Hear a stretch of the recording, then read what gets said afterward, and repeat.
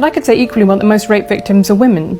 Terrible things happen to people of both sexes. And you could say that with perfect utility, but that doesn't provide any evidence for the existence of a male-dominated patriarchy. Well, it just means that terrible things happen to both genders, which they certainly do. But there are almost no women who rape men, for example. So that is an asymmetry there in sexual violence.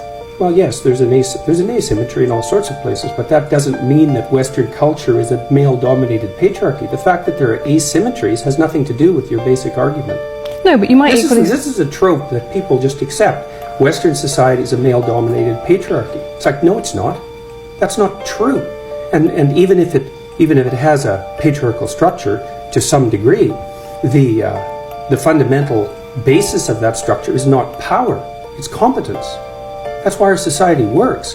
It's only when a structure degenerates into tyranny that the fundamental relationships between people become dependent on power. It's not power.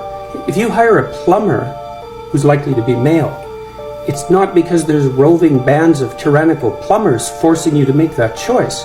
And it's the case with almost every interaction that you have at the face of our culture. You're dealing with people who are offering a service of one form or another, who are usually part of the broad middle class, and what you're looking for is the person who can offer the best service, and you can find it. It's not a consequence of being dominated by anything that's tyrannical.